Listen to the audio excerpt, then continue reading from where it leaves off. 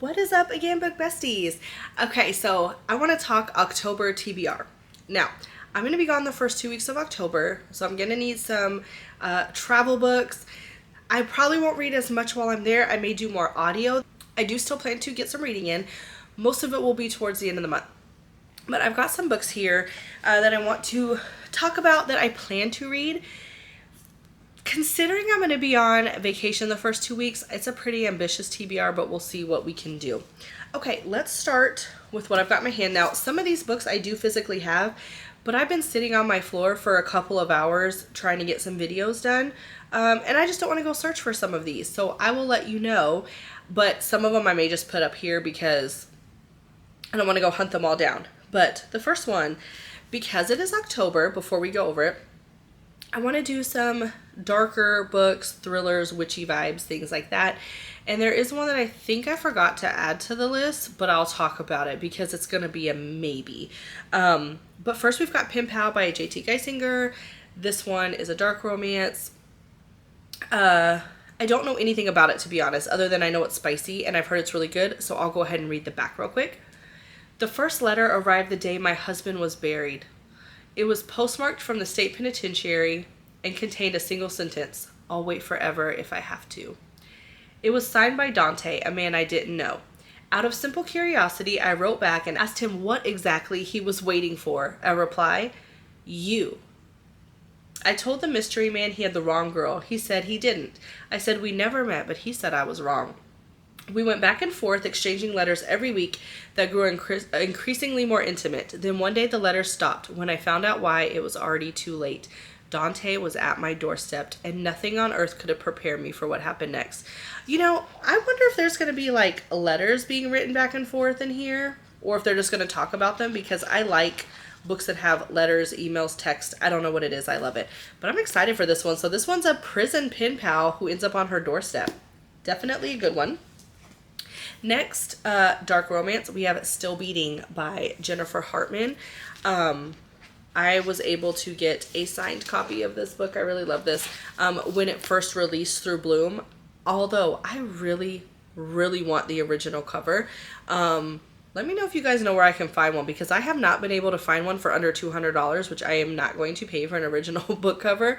But I am willing to pay for one because I really like the original cover. But Still Beating, I believe, is about girls in captivity. I don't know much else about that. I have read books about girls who've been kidnapped or in captivity, and don't take this the wrong way, because obviously I don't condone those things, but I do enjoy to read those books, especially if they're written well. So I'm excited to read this one. I've heard that it is pretty good. Next, I have a thriller, because of course Halloween vibes. We've got Never Lie by Frida McFadden. I've been on a Frida McFadden kick, and so I recently got 4 of her books in paperback. I've been reading them on KU, and so I chose this one to start with. If I get a chance, I will probably read more, and all I know about this one is it has to do with a psychiatrist, so excited. Another one that I considered and I would like to read because of the witchy vibes, and I don't have it with, I do have the book, it's just not right here in front of me, is A Discovery of Witches.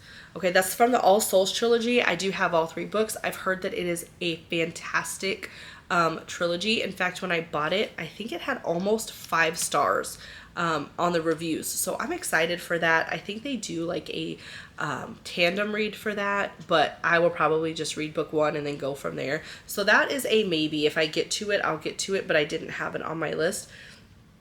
Another one that I really want to read is Shatter Me by Tahira Mafi. I do have book 1. Again, it is on a shelf somewhere around here because I have shelves everywhere. All I know about this one is it's kind of supernatural. I believe the female main character has some kind of powers where if she touches you, there's some kind of issue. That's all I know about it. But it gave me kind of like magic, witchy fall vibes. The next one is King of Wrath by Anna Huang. I do have King of Wrath and King of Pride, so if I'm really into it, I may try to get King of Pride in there because book 3, King of Greed, is coming out very soon. All I know about this one is this is the King of Sin series. I really don't know much about it, to be honest. I'm going to go ahead and read a little blurb for it on my phone. Okay, so this is a billionaire romance. Okay. It's a steamy billionaire arranged marriage romance, and it is obviously a spicy book as well. So King of Wrath is a billionaire romance. That one's on my list. And then I do have the actual physical copy for my next one. I bought this one for myself recently, and it is Pucking Around by Emily Rath. That is book 1 in the Jacksonville Rays hockey series. This is a very thick book. This looks like a 700-800 pager. Yeah, this is over 700 pages. So this one maybe I'll read during my travels. I'll read during my flight. I do also have it downloaded on my Kindle just because traveling with a bunch of thick books is going to be tough. I will take some of these smaller ones, but then I will also have my Kindle where I have some of these. It's on KU, so I didn't purchase it twice, but I did just recently buy this whole series, so I'm excited to read this one. And all I know is it's a hockey romance, and I think that it's MM,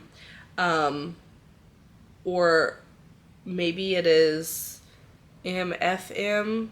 Okay, it says, I can't fall for a player, let alone 3. So this is a reverse harem, but I think that the men get involved. I think it's like MM, MFM. I think they all get involved from what I've heard. Okay, I'll let you know after I read it though. Either way, I'm all in, okay? So this is one that I had on there. The next one, I just want to grab at these, but I'm going to try to stay in line.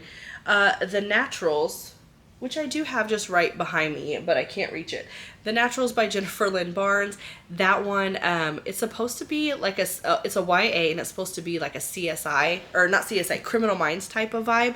So I'm excited for that because I love Criminal Minds, and I don't mind a YA, especially if it's written well. Like, I don't need spice in every book, but if it's written well, I'm excited, and I've heard really good things, and I do have the whole series on that one. Okay, my camera's about to die, so I'm going to run through the rest of these really quick. I have The Man Upstairs by Jade West. This one, all I know about it is it's spicy, and I think this might have thriller vibes. We've got The Dead Romantics by Ashley Poston, which I thought I had here with me, but I don't think I do. And this one has to do with a ghost, so that's why, because fall vibes. I've got Shattered Hearts by Shea Ruby. That is here somewhere next to me. I just don't know where. Oh, I found it. Okay. Shattered Hearts by Shea Ruby. All I know about this one is it's supposed to be, here we go, a very dark romance where people weren't able to finish reading it because of how dark it was. So I was intrigued. I have Devil of Dublin by B.B. Easton. I'm assuming this is set in Dublin, Ireland, but I'm not 100% on that. But this is a dark romance I'm excited for. And then I have For the Fans by Nyla Kay. I believe this is an MM romance. I've heard nothing but good things, and I know it is spicy. It is also pretty thick. And then I have Break the Girl by Rachel Jonas, which I thought I had here next to me too, but I don't know where it went. Dark hockey romance. Then I've got A Court of Wings and Ruin because I read the ACOTAR series this month, the first 2 books, which was A Court of Thorns and Roses and A Court of Mist and Fury. So this is just moving on to book 3. And then there's a Slasher Pass by Tyler Page. I think this is a horror, like a slasher romance. And that's why I'm reading that one. One I forgot to put on my list that I am going to read is Scream for Us by Molly Doyle. I've heard really good things about this one. And of course it has Halloween vibes. And then I've got The Canary Cowards by Jessie Hall, and I do have that one here. It's The Canary Cowards. This is her new book, and it is a football romance. And then I've got Mile High, which I thought I had here next to me also. Oh, okay, I have Break the Girl. We've got a Break the Girl, and it is by Rachel Jonas and Nikki Thorne. Mile High I had here somewhere, and I don't know where it went, but I have Mile High on there by Liz Tomford. This is a hockey romance. And then we've got The House Witch by Delamock, and this is just supposed to be like a funny, like it gives spooky vibes about this house witch, but it's supposed to be like a little, like funny. It's supposed to be a comedy, so I'm excited.